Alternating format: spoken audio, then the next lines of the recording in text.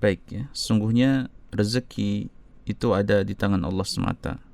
Dia lapangkan rezeki tersebut dan menjempitkannya bagi siapa saja yang dia kehendaki.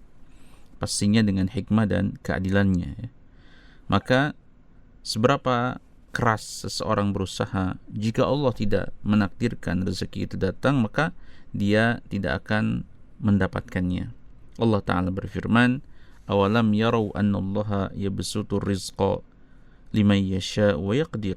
Dan apakah mereka tidak memperhatikan bahwa sesungguhnya Allah melapangkan rezeki bagi siapa saja yang dikehendakinya, dan dia pula yang menyempitkan rezeki tersebut. Inna fi dzalika laayatin liqaumin yu'minun. Sesungguhnya pada yang demikian itu benar-benar terdapat tanda-tanda kekuasaan dan kebesaran Allah bagi kaum yang beriman. Nabi sallallahu alaihi wasallam mengajari zikir sudah salat. Allahumma la mani'a lima a'taita wa la mu'ti lima mana'ta. Ya Allah, tidak ada yang bisa mencegah apa yang Engkau berikan, dan tidak ada yang bisa memberi apa yang Engkau cegah. Hadis ini diriwayatkan oleh Al-Imam Al-Bukhari dan Muslim. Akan tetapi tetap seorang hamba harus berikhtiar atau berusaha, karena Allah Ta'ala memerintahkan kita untuk senantiasa berusaha dan berikhtiar untuk menjemput rezeki tersebut, dan hasil tidak akan pernah mengkhianati usaha, apalagi jika semua itu dibarengi dengan berbaik sangka ya, husnudzan kepada Allah tabaraka wa ta'ala. Karena Allah Subhanahu wa ta'ala telah berfirman dalam hadis qudsinya ya, ana inda dhanni 'abdi bi wa ana ma'ahu idza dzakarani fa in dzakarani fi nafsihi dzakartuhu fi nafsi wa in dzakarani fi mala'in dzakartuhu fi mala'in khairin minhum. Muttafaqun alaih. Aku ini sesuai dengan prasangka hambaku. Aku bersamanya ketika ia mengingatku. Jika ia mengingatku saat bersendirian, aku akan mengingatnya dalam diriku. Jika ia mengingatku di suatu perkumpulan, aku akan mengingatnya di kumpulan yang lebih baik daripada itu ya, kumpulan malaikat maksudnya.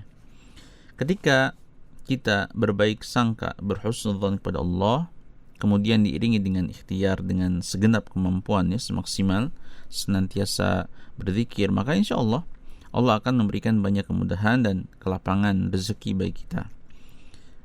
At-Tabrani meriwayatkan dalam Al-Kabirnya dari Abu Darda radhiyallahu ta'ala anhu, dari Nabi sallallahu alaihi wasallam, beliau bersabda yang artinya, sesungguhnya rezeki mencari hamba lebih banyak daripada ajal mencarinya. Sesungguhnya jatah rezeki seperti jatah umur, tidak akan habis ya jika belum sampai habis ajal. Sehingga kita tidak akan terlalu bersedih ya, kecewa atau berduka dalam kehidupan dunia ini, walaupun harus tetap berusaha dengan mempercayakan kepada Allah. Rasulullah sallallahu alaihi wasallam bersabda, wahai manusia, bertakwalah kepada Allah dan perbaguslah dalam mencari rezeki. Ketahuilah sesungguhnya seorang jiwa tidak akan mati kecuali telah sempurna rezekinya. Maka bertakwalah kepada Allah dan perbaguslah dalam mencari rezeki. Ambil yang halal dan tinggalkan yang haram. Maka kewajiban seorang hamba dalam mencari rezeki ini ada dua perkara ya. Pertama, mengusahakan sebab yang dibolehkan syariat, yang dimubahkan syariat untuk memperoleh rezeki yang halal. Kedua, ridha dengan ketetapan pembagian dari Allah kepadanya, karena hakikat ketetapan Allah atas hamba mukmin adalah baik seluruhnya. Rasul sallallahu alaihi wasallam bersabda, ajaban li amril mu'min inna amrahu kullahu khairun wa laysa dzaka li ahadin illa li mu'minin in asabathu sarra'u syakara fakana khairan lahu wa in asabathu dharra'u sabara fakana khairan lahu. Sesungguhnya urusan-urusan mukmin ini menakjubkan ya. Sungguhnya seluruh urusannya adalah baik, dan itu tidak dimiliki kecuali oleh orang mukmin.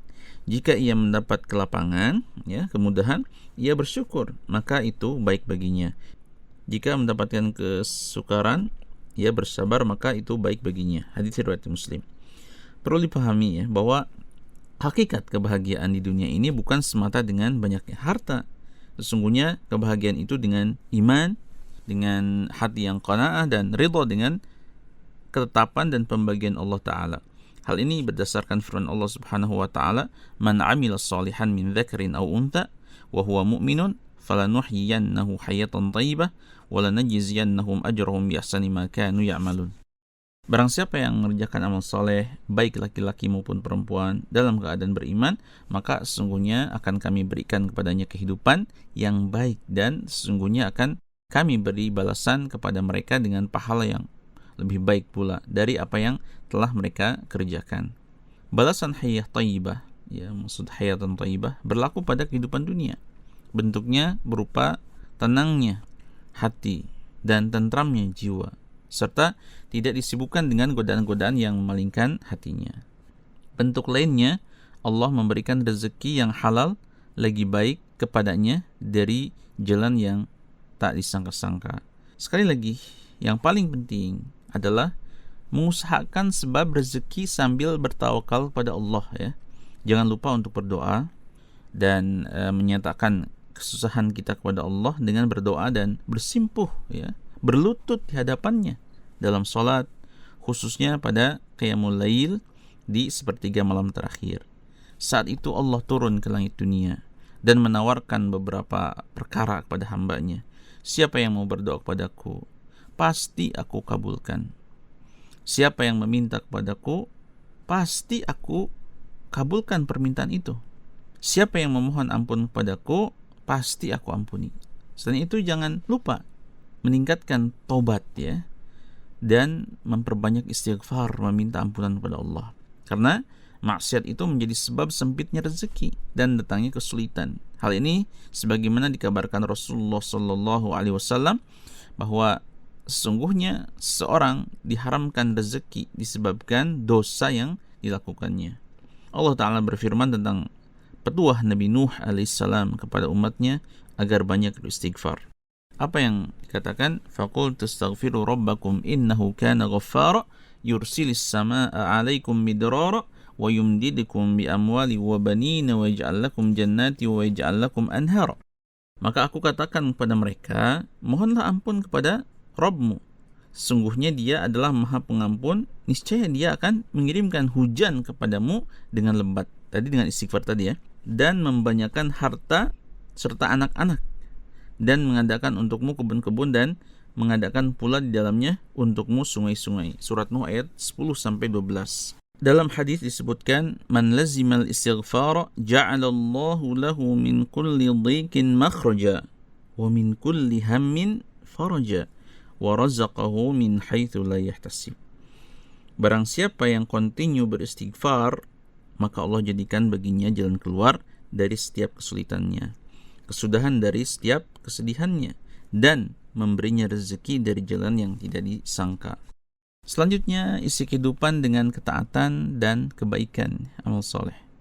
Sesungguhnya karunia Allah didapatkan dengan ketaatan dan suka berbuat baik kepada sesama. Sebaliknya, kemaksiatan dan sikap buruk pada orang merupakan sebab kesulitan dan kesusahan.